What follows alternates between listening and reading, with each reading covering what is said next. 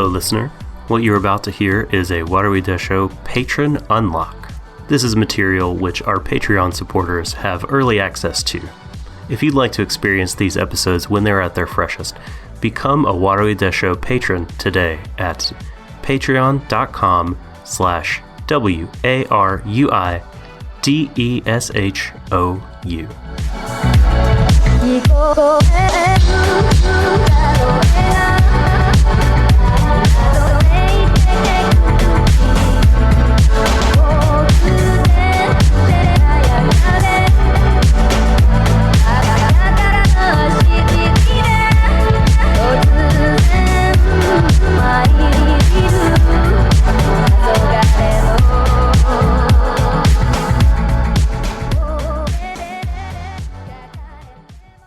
Warui Deshou.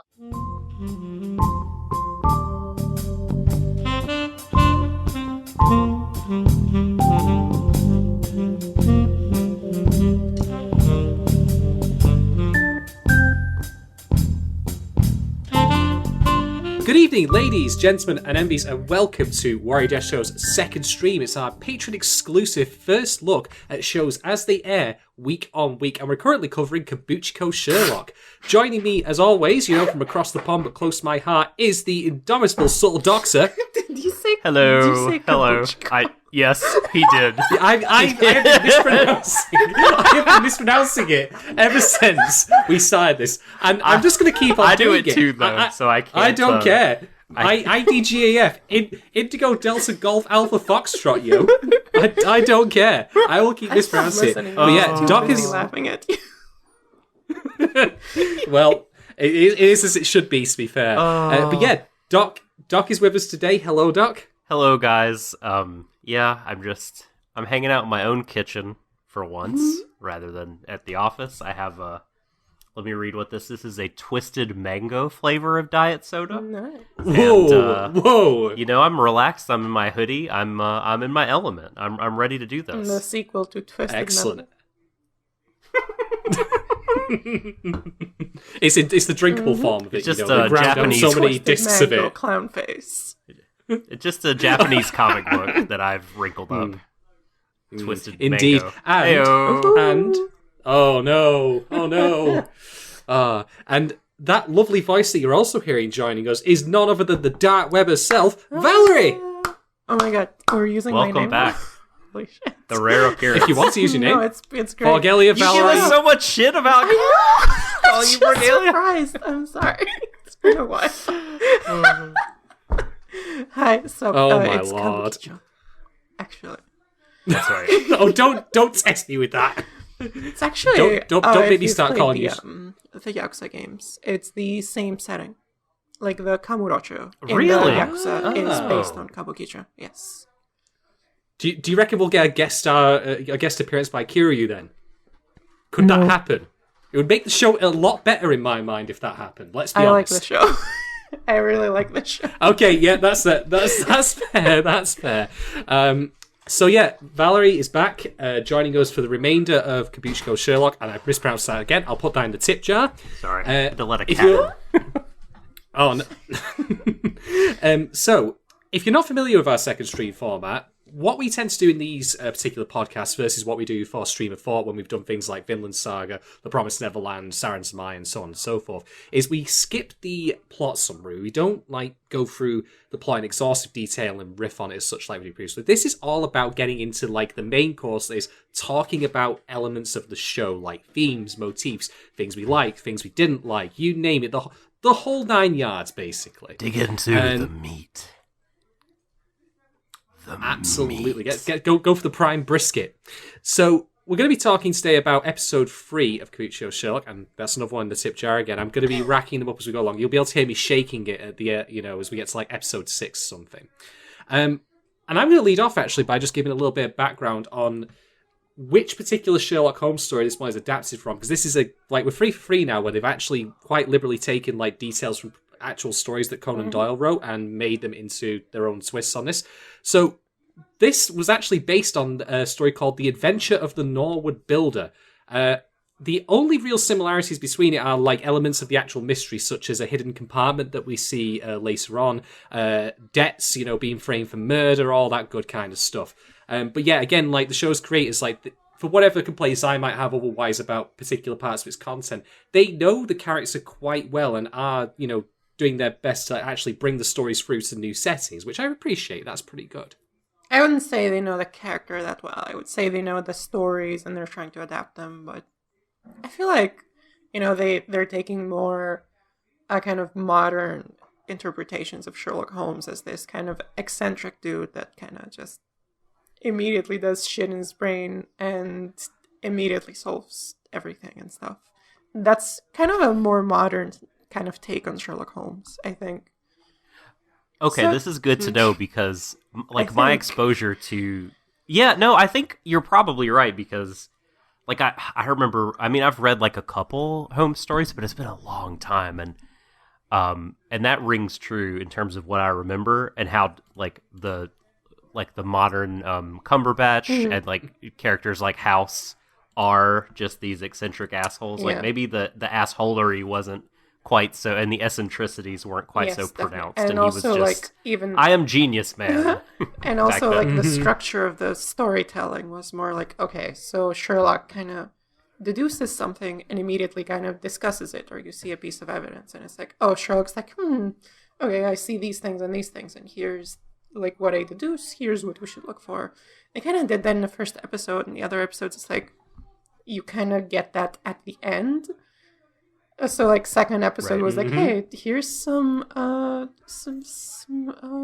was it? Not asbestos. What was it? Here's some Yes, concrete. Here's some concrete on her thing. So now I'm just making up. It's she's doing this to rob from a store that we've never heard of. And she's the rival. She's with the rival of this other person we've never heard of.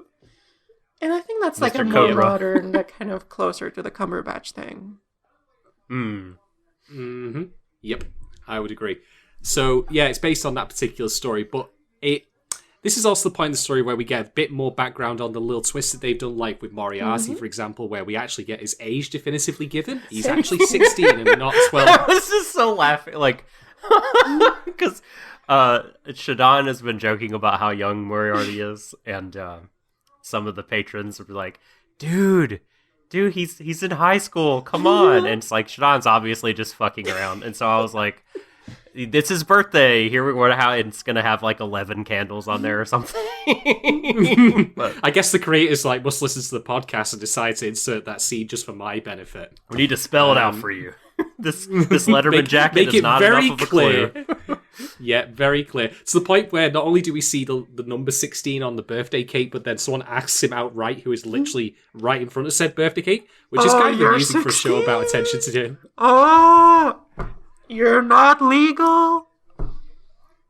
Say have it this for the book people in the to- back. Yep. You're not legal, so we'll give you this book to masturbate Yes. to. Yeah, that happened. That actually happened in this episode. Good God. So I wanted to screenshot it so bad, but I was on my phone, and Hulu wouldn't let me do it. He's such a great dude. I'm really actually excited to see how they develop this character. Oh my god, I'm the only person here that likes this show. I'm just gonna say up front, one of the things I wanted to talk about was when you adapt, I've said this before on the previous episodes, when you adapt Sherlock Holmes through, that brings a certain baggage and expectation. Now, I'm not one of those people who says he must stick to the letter of the original text and there can be no deviation. I don't do that. I'm more interested in you doing interesting stuff with it. Yeah, what I found quite the opposite, I think. Yeah. What I found really daft, though, was in the post-credit scene of this particular episode, we see Moriarty sat on a park bench somewhere, and a moth lands on his little notebook, which he's been keeping pressed four-leaf clovers in from his sister. And then we cut back, and the moth has been stood on. And I'm like, you mean to tell me that James Moriarty might be evil? No! I don't believe it for a second! I did not know there's post-credit scenes. Yes, there is. I missed Are there that for too. every episode? Yes. Oh, I think I yeah. forgot of every episode. Okay. Yeah. Yeah. I knew there was. So yeah, this one, Moriarty kills a moth. I'm like, oh, come on. Symbolism. Because he destroyed it. It was like in pieces. Yeah. Yeah. I mean, like, it doesn't quite work for me because if this were original character, I'd have no understanding of who they were, of course, from like my previous, like, you know, knowledge of Sherlock Holmes canon in general. So I'd be like, oh, okay, this kid's got some issues going on here. This might be interesting. But it's Moriarty just, you know, too young to, like, you know, go buy booze for himself. Like, see, I think that wouldn't you makes say it's like interesting. fan service? I think it's You know what I mean? Like, you know, he's gonna go bad, but it's not in terms of the what happens, but kind of how they it get happens, there exactly. and how they do it. It's like and, he seems on and good terms with Sherlock. The age difference definitely makes for kind of a unique like a relationship with the character. So I don't know. I think the how is more important.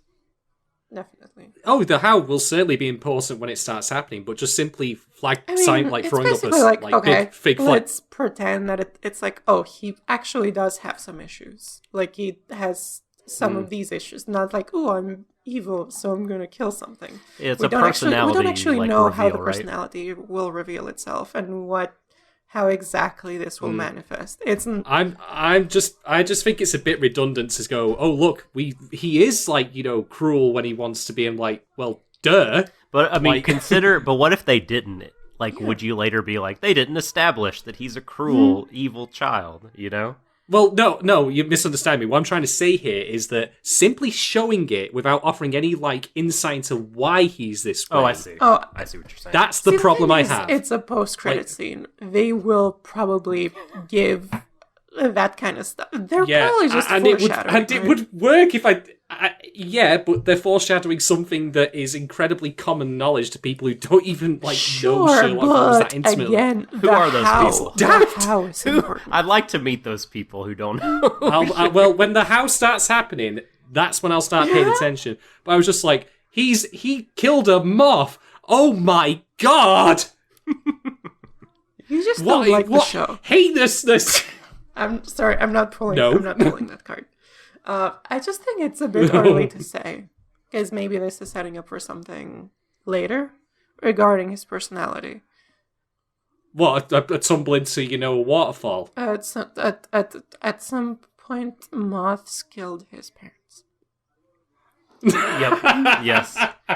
You know, Mothra accidentally yeah, brought he's her wing Japan. down. Yes, he is in Japan. To On be the fair, building. yeah, it is Mothra. Maybe yeah. it reminds him of Completely. something. I Or maybe something happened. I would be Maybe totally whatever. okay. We just don't know is the point. I would be. Yeah. I don't have a problem would with be- this scene, for the record. I think it's completely redundant in the face of, like, you know, pre-existing knowledge of the Yeah, character. but except like the It's characters just- are But wait a so minute, I thought, different though. Like, well, I thought your again- objection was... I'm sorry, Borg, you go ahead. You go ahead. No, you do it. I'm a dumb. Okay, so... No, now that is, first of all, wholly untrue. Secondly, I interrupted you. Okay. I just am trying to wrap my head around your Right. Let me objection. let me start from the beginning. Right. You say the why is what's important. I agree. There is no why though. It's just simply a statement. Moriarty killed a moth, and that's bad. Like, because it's in the post credits got that, like, you know, primacy effect there. I'm like, I know it's James Moriarty from Sherlock Holmes brought over like this. So, no shit, Sherlock. The thing is, But I mean, I'm saying but- this might set up for something beyond like, oh, he's bad. Like maybe it reminds me of something from his childhood. Maybe it's like, oh, setting up some kind of very specific like character traits. Not I'm evil. Something we just don't know yet. I'd be fine with that if they just gave us something, even a post-credit scene. tiny little bit. They can give us something, like he's looking at his butt, like with the pressed flowers and all that. But like, can we have like a little bit more? So it's You just know, less than. I would, yeah. I mean, I would definitely like more. How it is going to be a 24 episode thing, so we have plenty of time damn. to flesh him out. Mhm. So I guess like is the problem that is the issue they're not explaining it to people who don't know who Sherlock Holmes No, is? the point, the Or issue, is the issue is that like, it's like too obvious. Like it's leaning on. It's too like, it's too obvious. Oh, look, he's. Like, but we have to tell them it's evil. Look, I'll show you. He's evil. he killed him off, and his name's James Moriarty. I'm like, But duh. I thought you just said, Like- what about all these people who don't know what Sherlock Holmes? He basically, I didn't say said that. they don't exist. Like, come on, Sherlock Holmes is one of the most famous characters in all of like fictional Okay, canon. so I missed that. I missed your sarcasm. That's my fault. I see what you mean. Yeah, I mean, I guess they're like doing the thing like when you're adapting like a, I don't know, some very old, very oft-repeated story. Like everybody's gonna know, but at the same time, you sort of do have to do it, right? Because every story is someone's first exposure to something. Like, there's gotta be people out there, especially Japanese people, who aren't familiar with Sherlock Holmes. That in Japan, anime is primarily targeted towards young adults and like children and stuff. So it not necessarily people who will have heard of Sherlock Holmes. But I think then is it? I think if the intent is specifically to show, oh, he's just evil, I will 100% agree with you. It's like kind of cheap. Yeah. Like, oh, he just kills a helpless animal. Oh my gosh. Yeah. I mean, the show has shown its hand a little bit with also setting up certain relationships that also happened in the books as well, such as Mary Morstan's arrival and the way it's framed her and Watson. Like, it's leaning heavily into established, like, facts. So that's why I'm a bit cynical about this particular depiction of Moriarty, where the only key difference thus far that I can make out is that, like I say, he's not old enough really to go on the big rides at Disneyland. We're still pretty early on, so I think they might eventually introduce some kind of twist. To be fair, they've done something different with Mary, though, and actually She's making her competent, something more than a minor character. Yeah, Yeah, she's competent. She does her own shit, which is good. yeah. And instead, like, Watson is now the grossly incompetent one. It's like, oh, bumbling dummy. How many instances of Holmes like material have we had over the years where that has been the case, where Watson's like one role was just go, by Jove, Holmes, however do you do it? Yeah, I think I like the dynamic where when like Watson actually has stuff to offer, and in the first episode it's like, hey, he has the medical knowledge, and like Sherlock gave him that look. It's like, he's useful, but then it's just never pans out. He's a good house maid, so that's what he has to offer, I guess. And he has a case. I'm sure, like, I don't know, maybe he'll feel more useful when Sherlock is solving his case. I feel like they're gonna leave that to the last few bits. If we're going with the episodic, like, case by case format, I think they're gonna leave that for the end to break how they've established the pacing already. So it's like 3 last episodes or something, and then the first one ends in like a cliffhanger. The second one ends in like a cliffhanger where they fall off a waterfall. A literal cliffhanger. Still hanging onto the cliff, but also falling. Yeah. And of course the final episode ends with a giant mutant dog. The last episode ends with a giant beam going up in the sky from New York City. Sounds about right. You know, I'm going to actually throw a theory out. I have a feeling that Watson's case and the Jack the Ripper stuff are related. Oh, yeah. Yeah, I think it could very well be.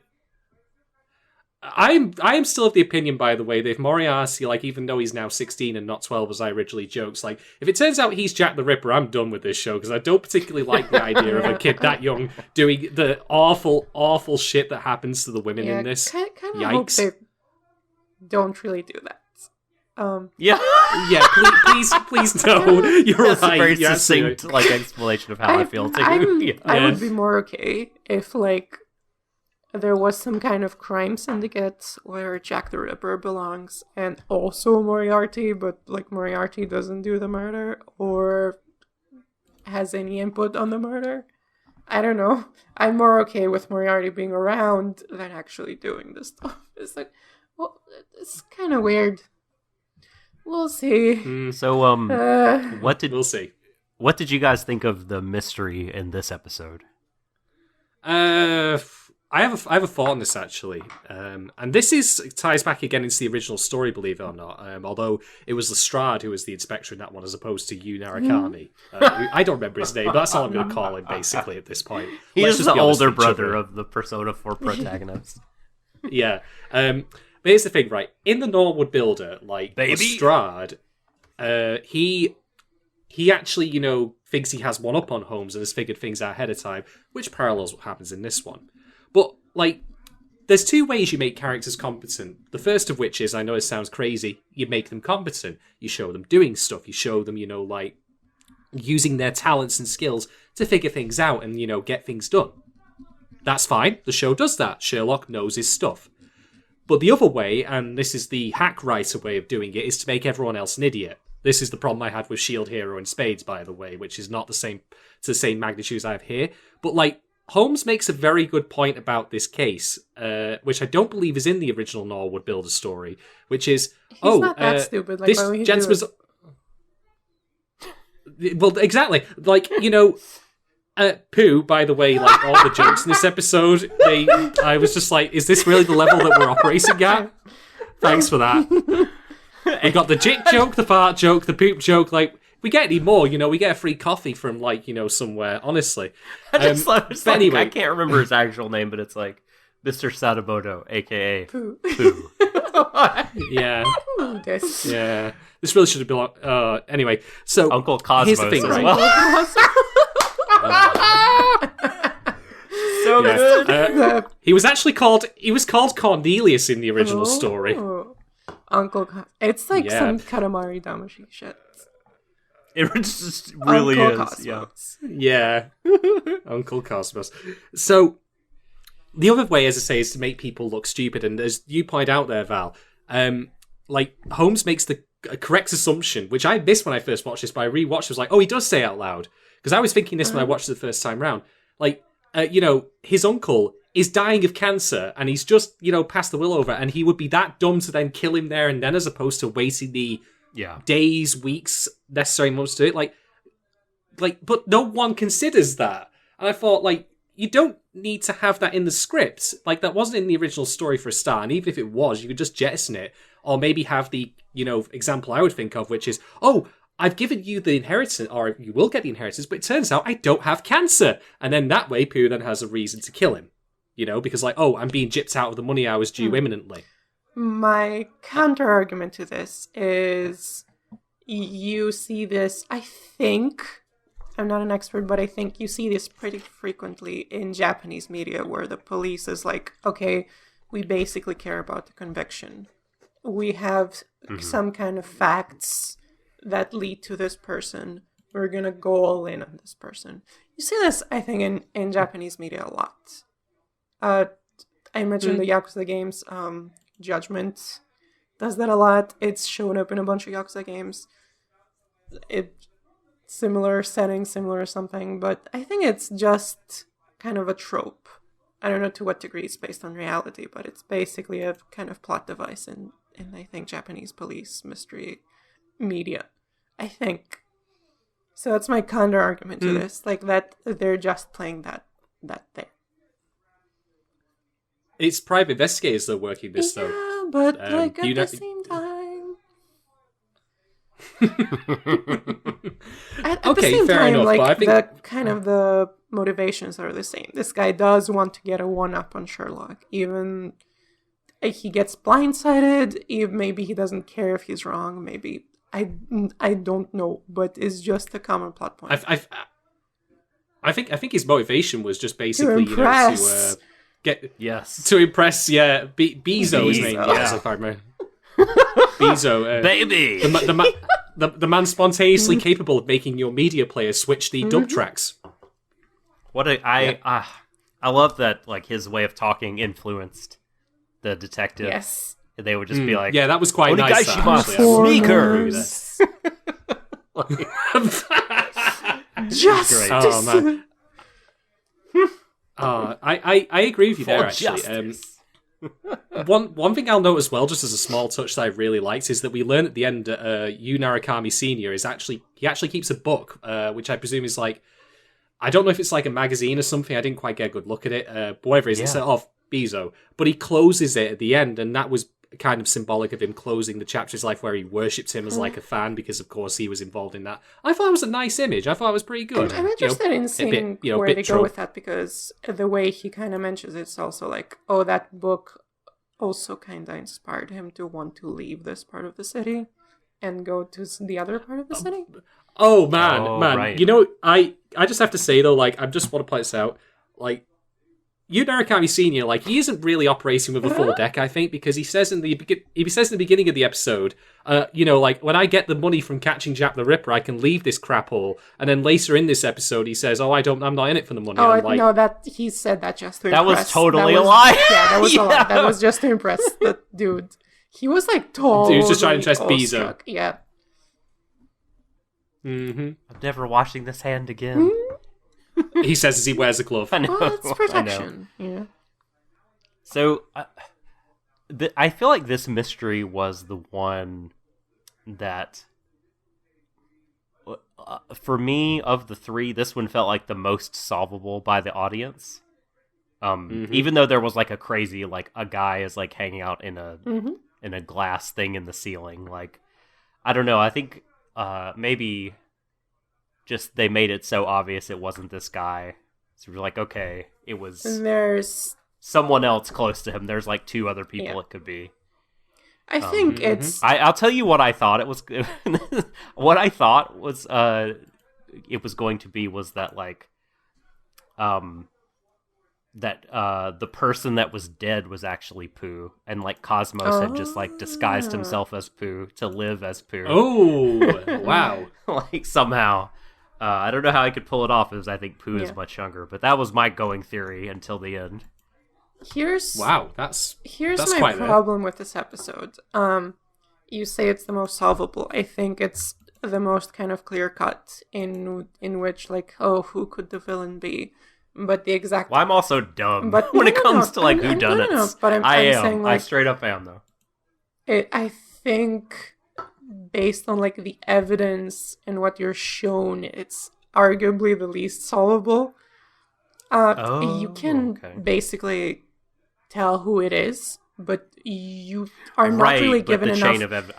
You're not really given enough information.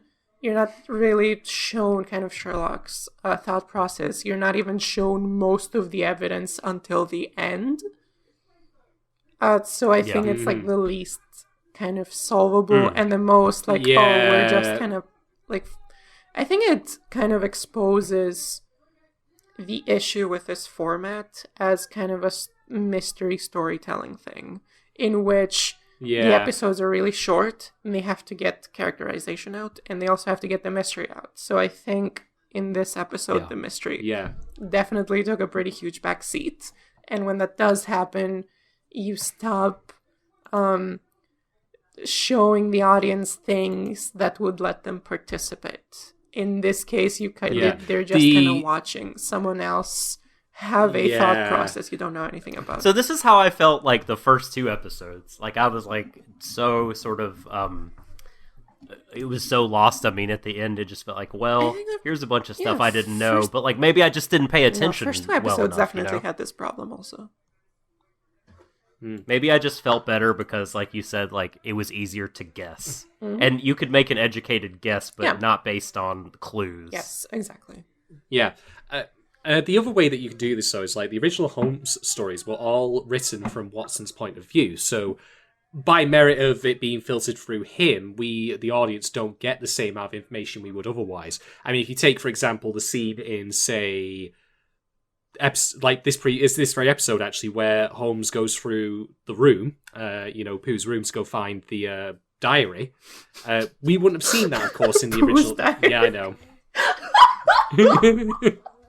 I got all the honey from the 100-acre wood. Let's not think about Pooh's diary. Let's really, really not, no. But anyway, like that scene, of course, we wouldn't have seen that as the audience because it would have been filtered through Watson's perspective. And naturally, by adapting in this particular way, where we have scenes where we're not with Watson all the time, we do get more information as a result that he wouldn't be privy to. So there's a difference in how it's constructed.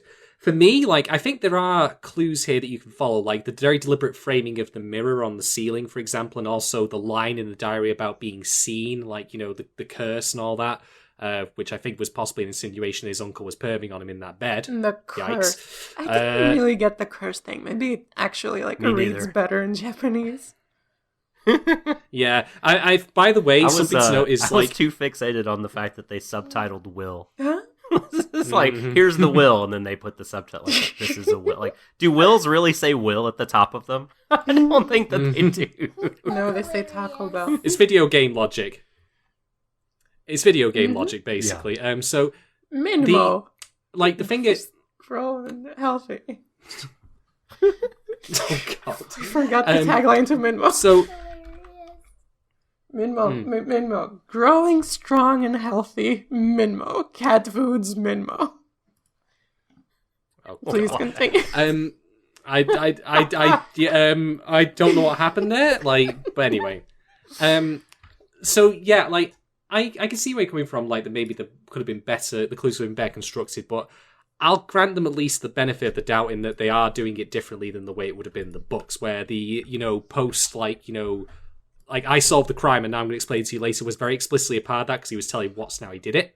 Although I would also very much like Watson to be more involved than the current I'm pretty place sure, he at has, least which in is... the original stories, like, Watson was usually there with Sherlock, and Sherlock actually, like, discussed his findings way more often. Yeah. Yes, you would be correct.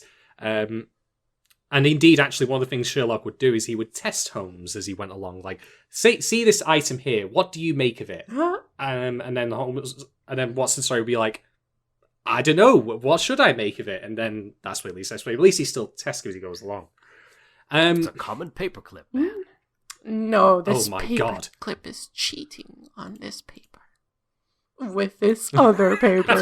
Dipped in Oh poison. my God. Disgusting. It keeps offering, to help me make a word file, and I don't want its assistance. I was gonna make that joke. Damn. Still got it. Still. I'm so angry. You look like you're trying to make a Microsoft Office joke. Would you like some help with that? I'm leaving. Goodbye. Growing strong and healthy.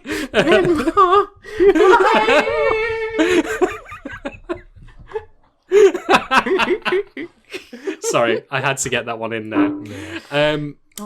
One other thing I want to talk about. Let's talk about Jack the Ripper again, because he reappears after a fashion. Does he? Well, at least they're like touching on it again, right? They And just they're kinda not talk just about like it. They do, but like, I was actually, because the thing is, like, I read up on Jack the Ripper's confirmed kills on Wikipedia, really, because apparently like the whole thing was so sensationalized that like it could have been like hundreds of people killed by him, but in reality they only really confirmed 5 based on his MO. And the thing is, like, as far as I can tell, unless my understanding of human physiology is completely off, which could well be, Jack the Ripper, even in the 5 people he killed for definite, definitely did not mutilate them in the nether regions, shall we say. And I continue to have a big bee in my bonnet over this, because I'm just like, why is this in this show?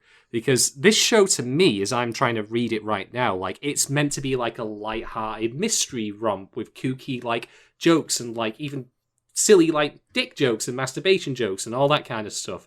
So I don't understand, like, tonally, why they're then suddenly including this incredibly graphic manner of which these women are, killed and then displayed in the public. It's very jarring to me. I disagree with you. There's a surprise. Go on. How so? Basically, well, first of all, why is it there? It could be setting up for something specific. But I think examples of, like, kind of lighthearted stories or stories with lighthearted elements that then go into more serious stuff or, like, more serious tone stuff later are many. I just see it as like a narrative kind of decision. Maybe for now it's kind of distant, like, oh, the last murder was like so many months ago and whatever. Maybe as we kind of get to know the characters better, as they get closer to that person, maybe the tone will change and there will be some kind of contrast that will just reinforce the narrative. I just think it's a simple. I think it's a simple like narrative thing. Yeah. So like to put a finer point on Shadon's objection, I don't think it's just a change in tone. I think, not to put words in your mouth here, and correct me if I'm wrong, Shadon, maybe it's sort of like the tone is like pinballing around. And it would be one thing if it went from left to right across a spectrum or whatever, but like just kind of darting around all over the place, and it's a little unsettling. I'm sorry, but FGM should be unsettling, and I've had this beef before with this show, and I'll continue to have this beef until the characters actually react to it in a reasonable manner, or rather, that, you know, someone points out in story, hey, this is a bit fucked up, guys. You know, don't you think this is, like, super fucking serious? It's probably because they've seen, like, 5 murders already. They are detectives that They're solve like murder detectives. crimes. They solve crimes. They've solved a lot of crimes, and they've already seen like 5 murders. You do realise, Vargelia, in episode 1 that the girl who was murdered in the imitation killing using Jack's MO was Lestrade's sister, and Lestrade had absolutely no reaction to it, which was weird. That was fucking weird. weird. Okay, I didn't realize. Yeah, do you see where I'm coming from when I say this? Because I'm going to ask you now. If you were to take these murders that, you know, that happened and this awful way in which they were committed, which doesn't even mirror like what's known about the Jack the Ripper case in real life, and you just change it to, oh, they were just simply killed and left in the streets, what would be lost from the show? We don't know. Because we haven't seen Jack the Ripper yet. We don't know his... Maybe you haven't. Oh, have we? Maybe you haven't. We haven't seen the motivations. We haven't seen kind of the reason behind this MO, basically. So that's I've seen thing. Fate Apocrypha. I know Jack the Ripper. She's oh boy, a tiny girl with a big heart for killing. I love Murder Me. It's great. I'm willing to give the more kind of weird aspects of this show a pass, basically because they're kind of establishing a setting. They're establishing kind of a world. We're establishing this kind of, hey, this is like this is kind of notorious part of the town that's like has... Why does no one treat it as notorious then? Like, not even Watson. Like, this is the thing that I found odd, like, because... This place looks fucking Watson, normal, like, you know... and everyone's like, oh... I said this! It really does. I've said this. But... And... Like that's the thing that I find bizarre. Like, this is a Kabukicho, right? Again, put another one in the tip jar. No, you got it. Like, you got it. You nailed it. All right, I'll take that out of the tip jar then. Excellent. Right, that's a Kit Kat for later. Anyway, like I read up on Wikipedia, and yes, it is indeed, you know, mostly known for its red light district. So you'd think like that the death of a sex worker in there, as is the case with, you know, which is established early on and is repeated here. Although actually, no, it was the mayor's daughter, as it turns out, not a sex worker. Anyway, like you'd think that'd be a big deal. And that place it isn't. Is known as a shithole, basically. Not now, but I think now it's been cleaned up from what I'm hearing. Or it's cleaning up. But wouldn't the place is a shithole. Yeah. Yeah, but wouldn't, like, you know, the people who work there, like the people at the Cat Pipe Club, you know, be like... She didn't work at the club. She was a person. No, I'm not saying, like, that them specific... She was what 18. I'm saying is they would think that... No, what I'm saying those is... people are not persons that work at the club? How dare you? Oh my god. No, what I'm saying is, like, you'd think that, you know, if you were in that industry and you found that there was a person going around and literally cutting people's, like, you know, intimate parts off and murdering them, that there would be a bit more fear, you know, open Probably concern. We just don't see it because we're focusing so hard on just the main characters, I think. Since, I mean, like, there was, like, talk about, public outrage and, like, all that stuff. And, like, you know, not trusting the police and whatever. But I don't think more of that would hurt, though. Yes. I feel like we could stand to have some more of those details. The issue is, like, there was a Jack the Ripper thing at the beginning, and then he's just kind of mentioned in passing, and we don't really focus on anyone else. You know what makes me laugh, by the way? Like, is I think one of the guys has a line where he says, like, "Man, everyone forgot about Jack the Ripper, right?" And I was like, "Yeah, including the writers." Yeah, because Heyo. probably fucking like so much crime happens there. And that's probably part of why it's considered a hellhole. Why it's considered like the bad part of town. The show needs to do a better job of establishing that, then, to make it clear why everyone's so I passé think about all of this. It might be targeted towards like a Japanese audience that already knows that. I definitely know it is from all of the Japanese specific humor in this, like the name jokes, for example. Pooh. So I think like maybe it's like, oh, Japanese people will get that. Okay, they know that this place is horrible. Right.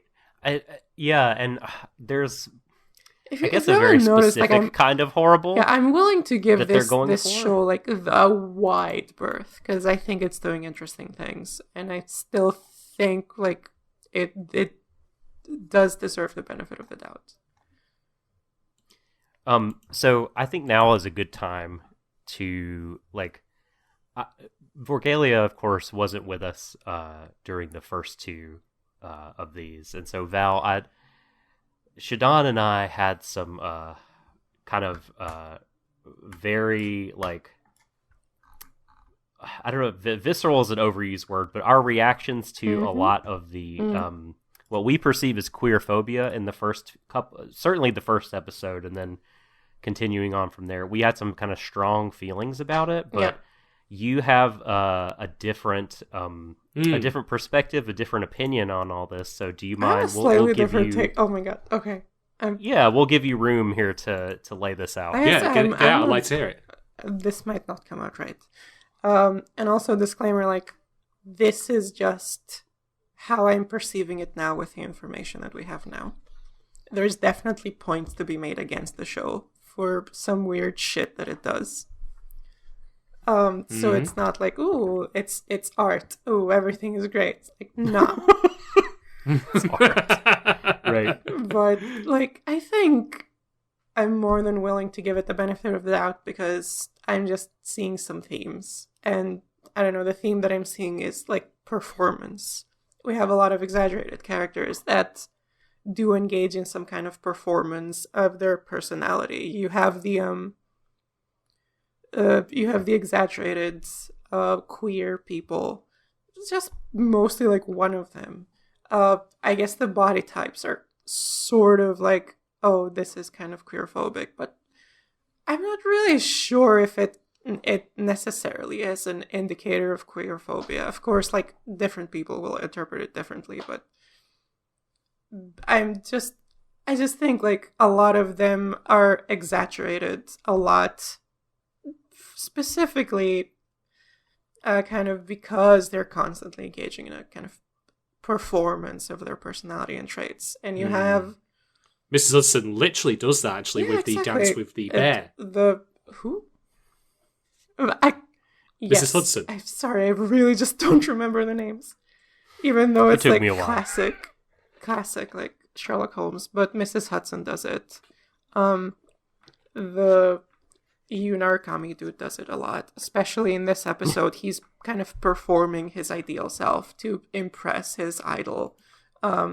Sherlock Holmes has this has his performance that kind of I really want to see where they take, because would you argue that might also apply to Mary's sister as well, then, with how she presents herself, potentially? Who was that? That was at the end of episode 2.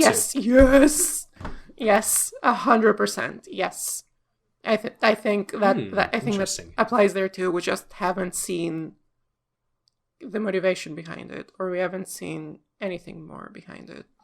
I'm really interested. Basically, the thing that can make or break this take is like how they present like Sherlock's performance. Like, what's the need for him to do it? What's his personality trait that he's performing?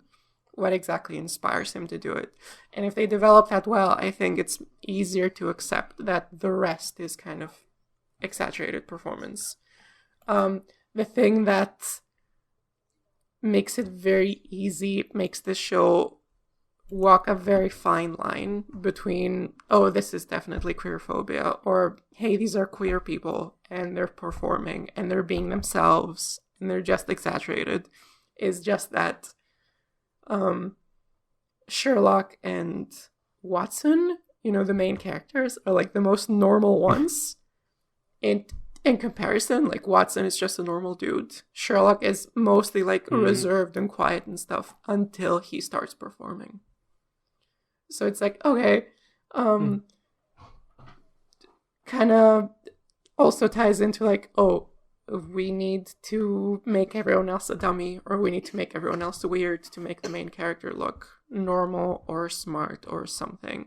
And since they're doing that also, I think it's easy to say that, oh, they're kind of playing up some things disrespectfully. I'm willing to give this show the benefit of the doubt, though, and just say that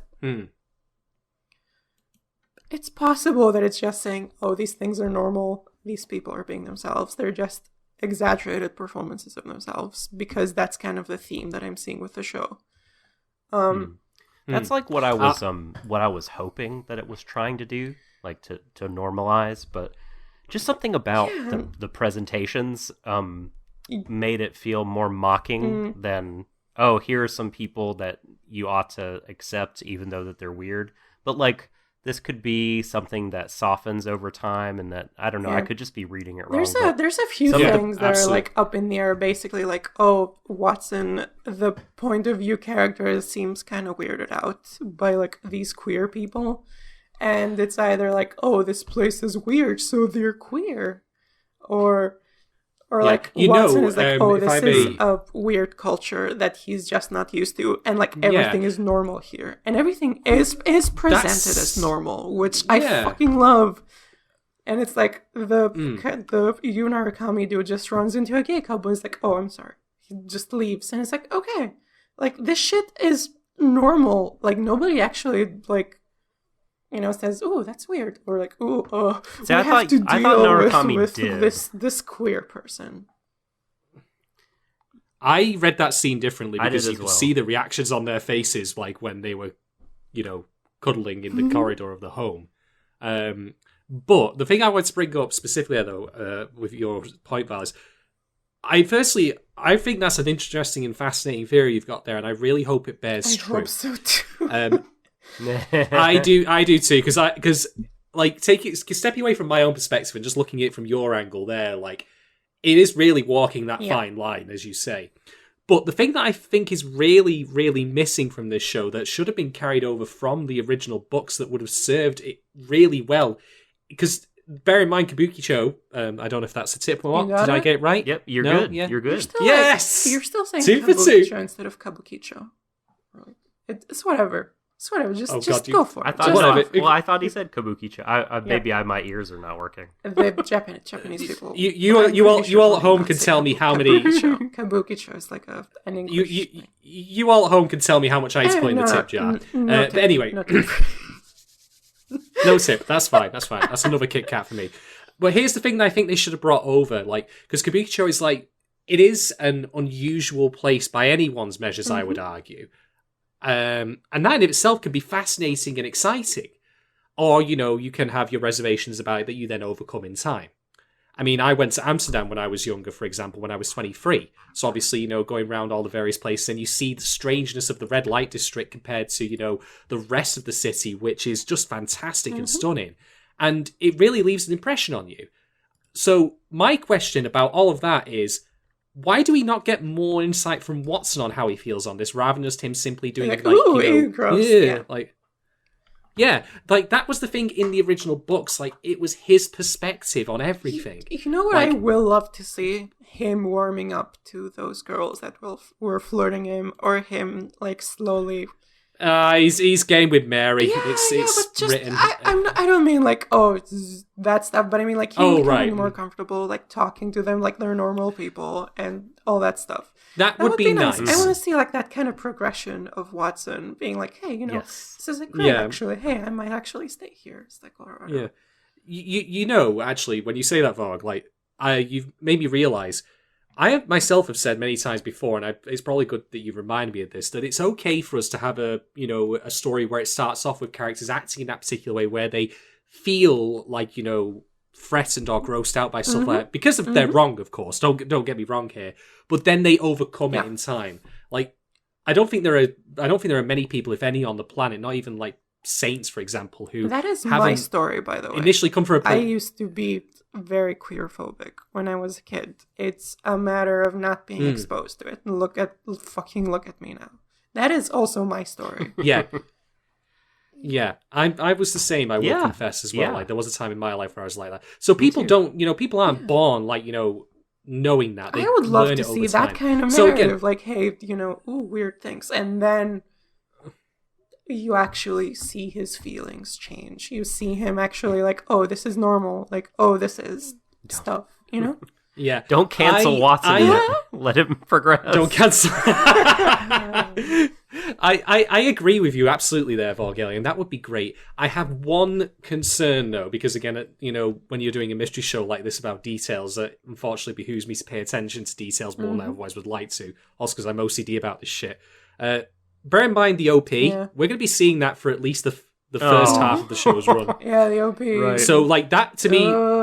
So that Watson going like that lady that I thought was sorts a lady that might still be a lady has a mustache. That's like, again, that's weird. that's the fine line. It's like, is it like, oh, that's weird and holy shit, where am I? Or is that like, oh, we're just seeing he's uncomfortable for now, or like this is new to him. But it's normal. We'll find out, I the guess. Fuck out, and I hope it's fine. Well, so like we'll get on the case. We talked about this kind of thing, Shadon, in the first episode, and you said very much the same things that you were just saying. I think we just thought, and maybe this will turn out to be the case. I don't know, but we thought like the bigotry was like baked into the DNA of the show, and it wasn't about like, here's a narrative where change is possible. But talking about it here and thinking about it some more with patron responses, like, it's made me like want to step back and keep an open mind for the possibility that it could do this. Yeah, so when I formed this opinion, like this hot take that it's performance, that it's probably going to be respectful, I haven't seen anything else. So I didn't even know that people actually took this as, oh shit, this is like really queerphobic, actually. I didn't know. And maybe it does rub people off the wrong way, and I hope the show kind of continues in a good direction to help mitigate that. I would agree wholeheartedly with you. I mean, I'm cynical by my very nature, and I will be the first to admit when I get proven wrong. So I hope that your theory bears fruit on that, because I think that would be quite fascinating.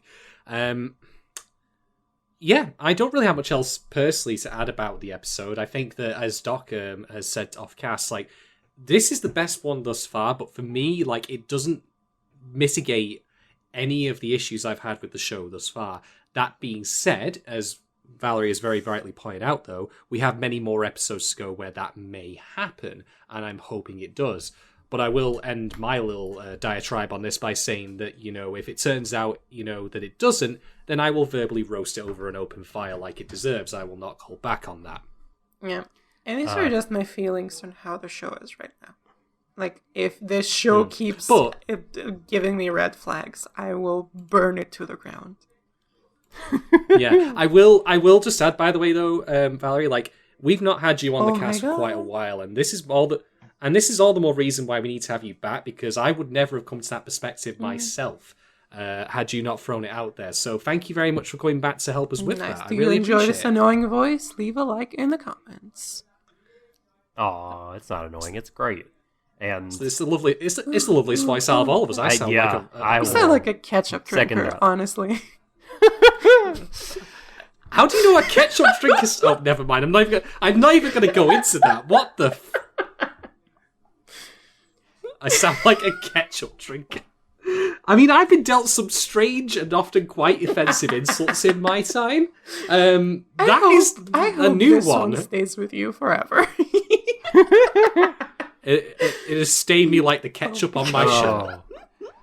Oh, It will boy. never wash out. Well, this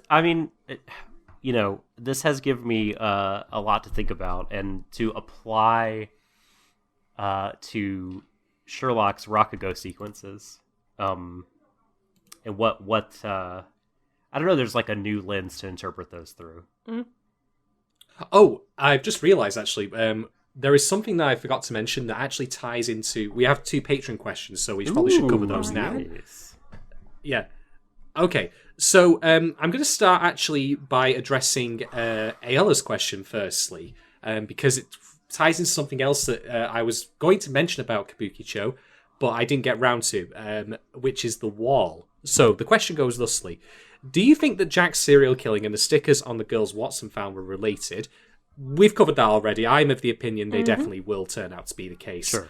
It seems too coincidental for me. Yeah, like, Jack the Ripper that said, wasn't like in any of the original Sherlock Holmes stories, was he? No. So I think that's basically original material. So they're gonna make up their own like climactic arc with Moriarty and whatever. Yeah. In fact, Jack the Ripper was actually active at the time that Doyle, as I understand it, was writing the stories.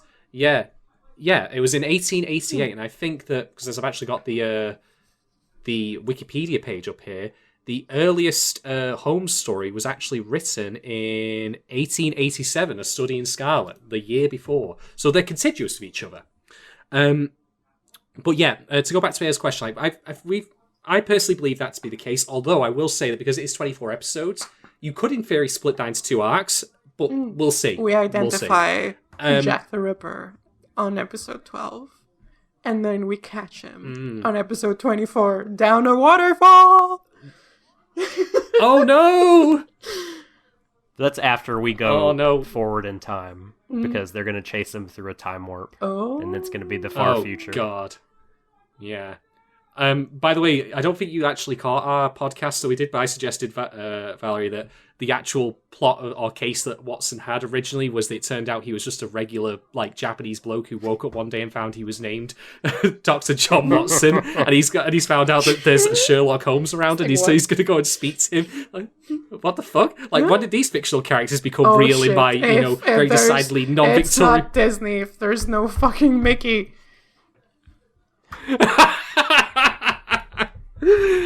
Anyway, back to Ella's question. Overall, do you think this might have something to do with the reason why there is a big wall dividing the city, as in Berlin of the 90s, or rather earlier than that? Are they going to do something with that? Because they actually show that you can go past it. You can just go past the checkpoint and you just get a pat down or something. Yeah. It's like, I mean, walls, hey, they're relevant these days. I love that. And it's also like, or Watson just kind of went in. He just kind of went in. And he can just kind of go out. This just random guy found a way to go in, and nobody else is just going out. Yeah, I did know that was a bit weird. I used to, like, the last episode, I was thinking, they haven't really said much about the wall, so maybe that will be kind of part of the central mystery, like, with Jack the Ripper, maybe, like, it'll be related to, like, the government or some shit. But now I just think it's just the setting. I think it's just the setting, and I don't think they're going to explore it. Or maybe it's like, I think it might just be a plot hole that just some random guy found a way through the wall.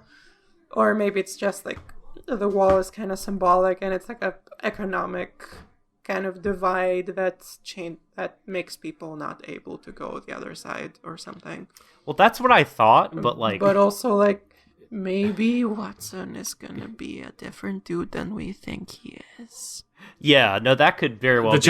Maybe he's special. He's Jack.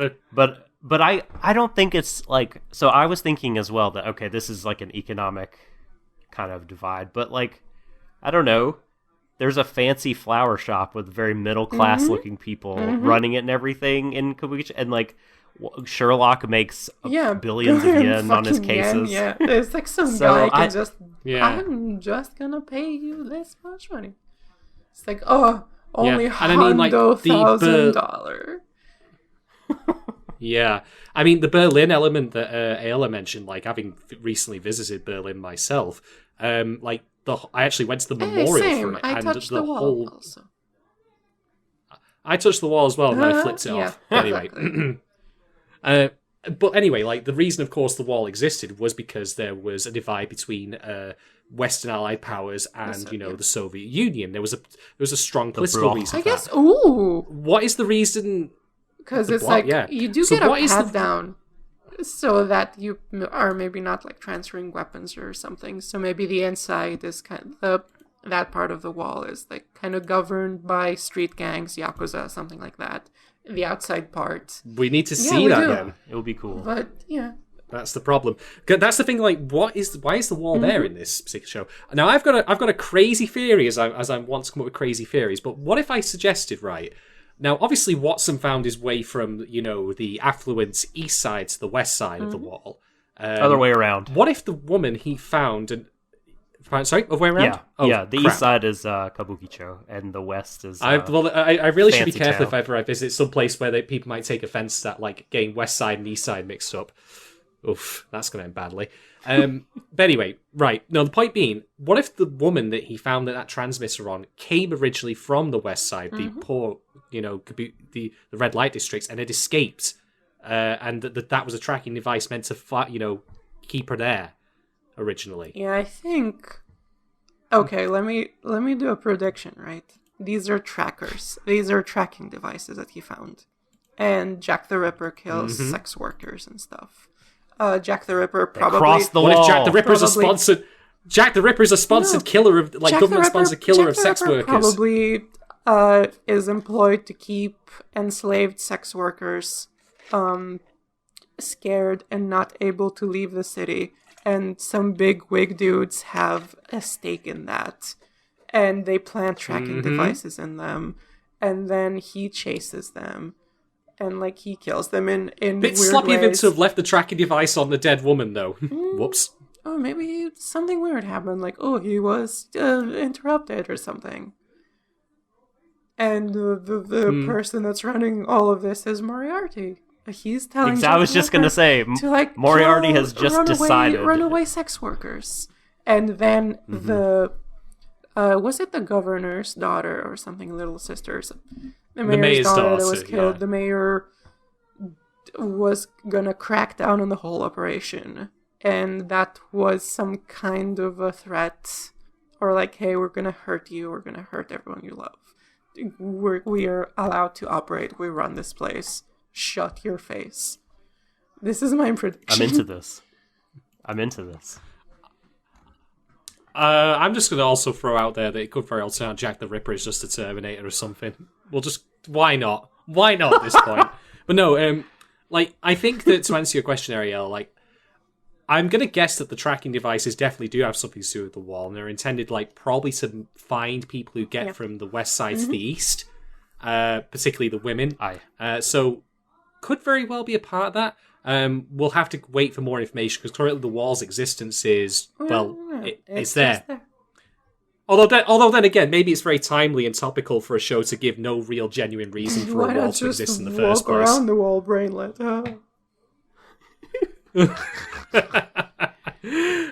So we have two other questions. These come from Kate Rose. So first one: now that we know more about Watson's case, do you think they will go full on conspiracy Yes. with it? See previous answer. See my Yes. prediction. Yeah. And the next one: how did your view of Moriarty change this episode? Do you think this foreshadows him being a major villain? See my prediction. I've given my thoughts on how I felt that was a bit hammy, like ham-fisted, like, Moriarty's a bad guy, oh shit, no way. But I'm going to go with a feeling on this, call it a gut feeling, that if Moriarty is indeed going to turn, like, sour in the end, maybe he's got, like, a legitimate reason to do so, because he mentions he has a sister. What if his sister was one of the victims of Jack the Ripper? Or even, like, a victim of someone like the guy in the first episode who wasn't Jack the Ripper, but imitated that kind of MO.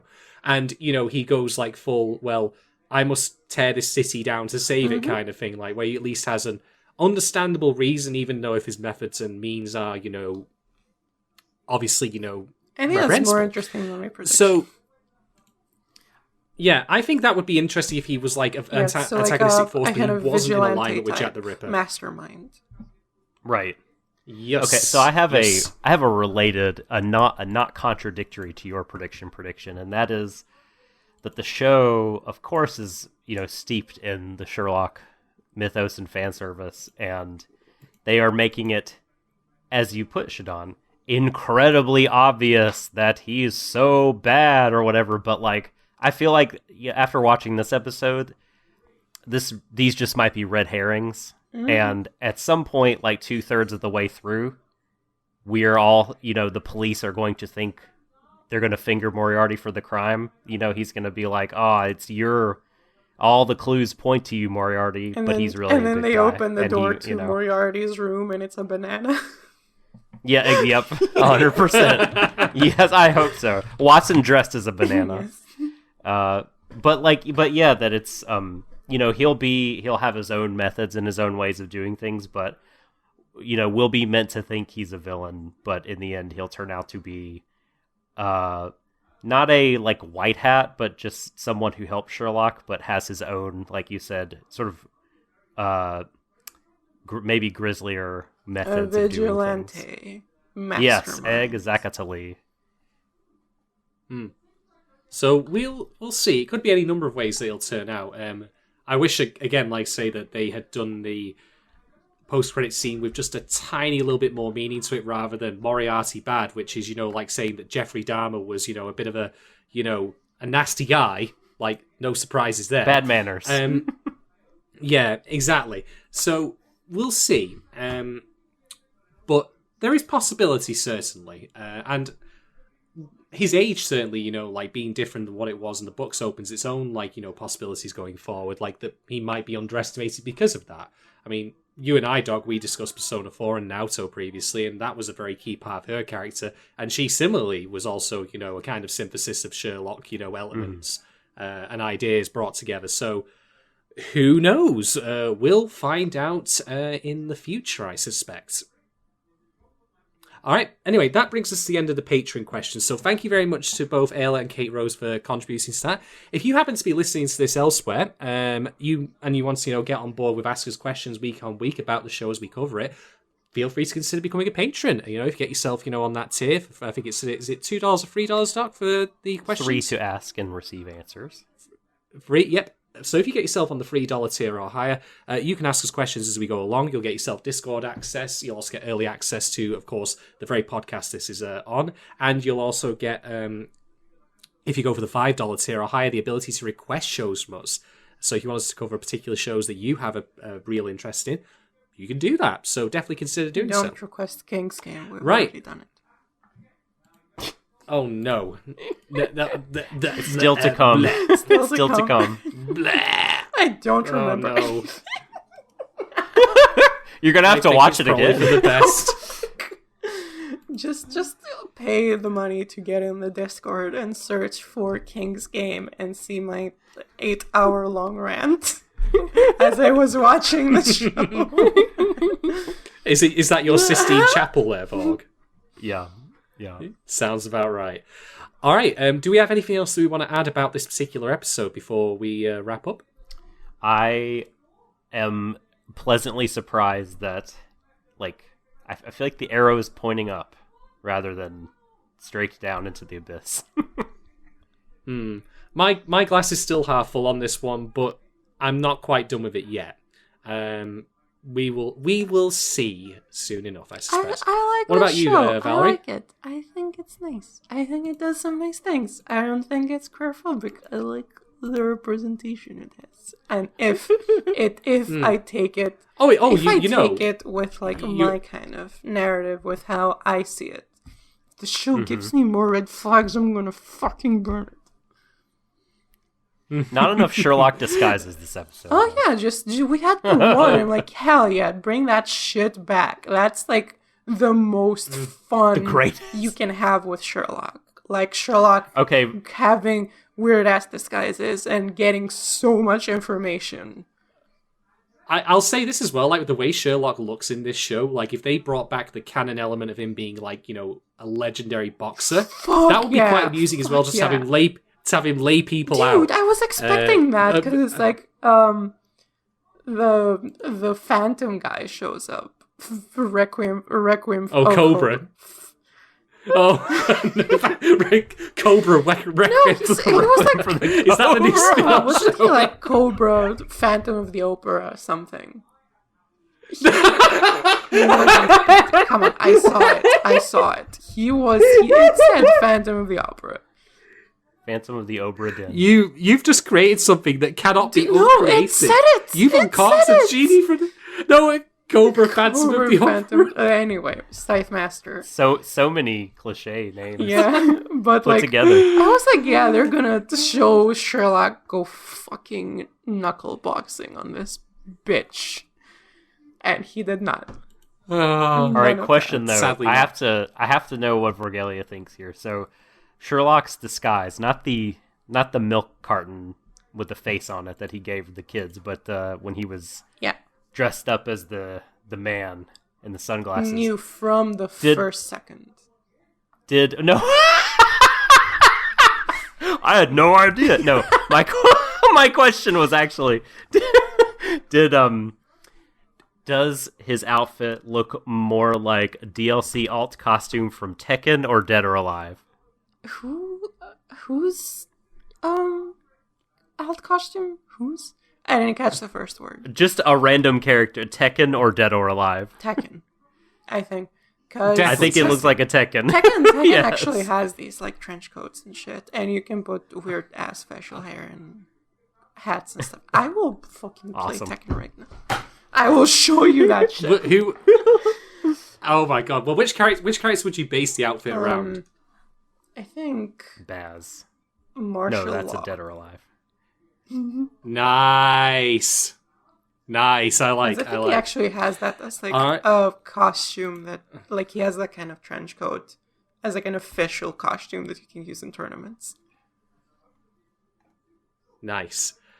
Well, you've definitely got to post a screenshot of that in the As long as Discord. I and don't we'll bring just in a little collapse while. immediately after this, because I've been really sick actually. Please, let's not do that. So, all right, then. We'll close out the podcast here, folks. So, first off, thank you very much to everyone for joining us on this particular episode. Oh, shit. We'll be back next week with all three of us to, cover episode 4 Fingers of Sherlock. crossed. Who knows what we may find next? I want to give again huge shout outs to Valerie for coming back to join that's us. me. and Oh my offering God. this excellent. Yes, that's you. That's you. I wish I had an air horn to go with this, but sadly I don't. I don't really want to be throwing that down Growing my strong microphone and healthy. But yeah, no, thank you very much for coming back and offering us this perspective. This is why I'm glad that we have people. I love that this is. people I apart love from just that me this and is Doc. the first time I can actually contribute to a conversation. You've done I think- bollocks. You've contributed innumerable Sure. times, my lady. Yeah. Way much. Please read. Indeed. I Promise Neverland. That's my take. Yes. Yeah, that's there's no real debate on that one, good shit. that's for sure. But no, thank you for coming back and offering that perspective that I don't think, I mean, I can speak for myself or I won't speak for Doc on this, but I certainly wouldn't have thought of it in that particular way. Oh, And that's why it's heck good no. even for shows like this where myself, again, speak self here, I can get quite vitriolic, but sometimes an alternative perspective, even one I might not necessarily entirely agree with, is always welcome nonetheless. And in turn, you at home, the viewer, will invite you, to offer your thoughts on it as well if you want to get in contact with us. We're at Warui Deshou on Twitter and also at gmail.com, so feel free to hit us up. Have we talked about the music in this show? It's fucking amazing. I love it. It's fucking very much. good. Okay, that's it. The Continue. one element of the show that is like undeniably, caveats, it's really good. undeniably amazing. I think is Yep. the music and the presentation, the art style, all that stuff. Amazing. Yeah, Anyway, that's it. it is, absolutely. It just makes you think if I could swap out the subs, it would probably be a lot better in my own mind, but that's a discussion for a different time. Anyway, thank you everyone for joining us, from myself, from Doc and Valerie. Have a fantastic evening, and as always, embrace each other, everyone, to the ends of the universe. A very good night. Mwah.